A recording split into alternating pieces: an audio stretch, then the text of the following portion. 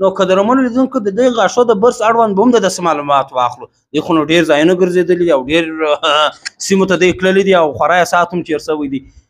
که راته ووایې خبرې زما سره کوي او ګوره دې خواته ګورې څوک دي دلته هلته لیدونکي دي لیدونکي و ما او تا ویني ډېر لرې دي لکه دا ځای امریکا دونه لرې دي. هو ګرده تا ویني خاص تا دپاره ناست دي. بس هغو ته دې موږ سلام ورسېږو. بس صحیح دی. نو تا نه راته وویل چې دغه په امریکا کې دغه برس خلک څونه کار ځینې اخلي څونه وخت خپل غاښونه په پاکوي.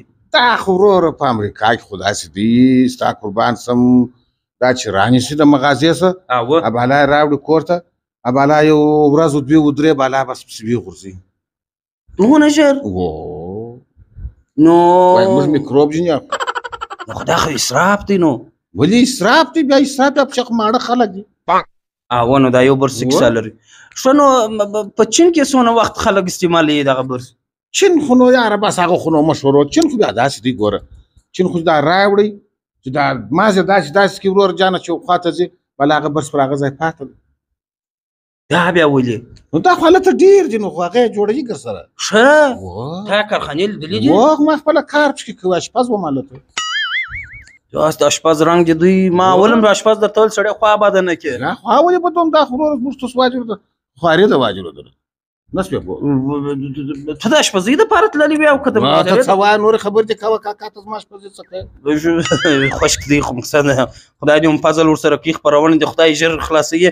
نو دا تا ول په ترکیه کې څونه وخت استعمالوي دا خلک؟ دا په ترکیه کې 3 هفتې هغه نو ښه دي. هغه نو بیا داسې دی چې خواران بیا چې کله بیا کار یې نو بیا سوداوي نه کوي بس دغه د 3 هفتو شی استعمالوي بس غاښونه په پاکوي دا کوي هغه کوي بالا ډېر چا تکشیر دي ورور جانه بالا نور بس خبره خلاص. زه کور دې ودان. نو د خو ترکیه امریکا مثلا سراتیر څه چین دا یې وویله اوس به وپوښتو چې دی خپله دا برس څونه استعمالوي څونه وخت دا برس استعمالوي؟ ستا قربان سم دغه برس چې زه په خپله استعمالوم دا زما د ژوند ملګری دی. یعنې څو کاله دی زما سره ملګری یې. څنګه څو کاله؟ بالا خو چې دی ژوندی بالا زما سره راسره دی. دونه ډېر؟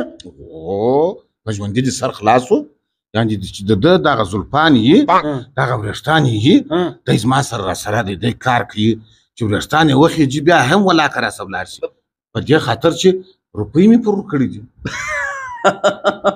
د هغه د دی نه بیا اسراف نه کوي. ښه څنګه کار ځینې اخر ته راته ووایه. اول خو ګوره چې نوی رانیسم د مغازې څخه اول خو موږ دلته د ده د غاښو کار اخلو. خود دویم بیا پسې راتېر شه وروره چې لږ سره ضعیفه شي هغه باره خو نو بیا زموږ ستاسو یاران هم خامخا راځي دا خلک خو بیا نه اوري راځي واجبه ده دغه رنګ دی بالا ژره د وبرېت دی بالا په تور یې کړو وروره سر دی په تور یې کړو دا کار ځینې اخو.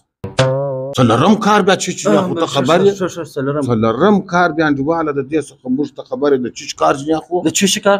په دې څخه بیا موږ چې په دغه کور کې په دوکان کې په دفتر کې مثال دا ستا ټلیفون دی خاورې ونیوله خراب سو خلاصوي هغه خاورې ماورې په پاکوو هغه کار ځینې اخو د جارو کار ځینې اخو. بیا بیا نو هغه 120 نمبر ورته وایي چې هغه بیخي صفر ختم دی 0.22 دی چې دغه وریښتان یې ولاړ شي. بیا ته خبره د دې څه موږ چیش کار اخلو د دې څخه بیا موږ د پرتګاش د لرګي کار اخلو.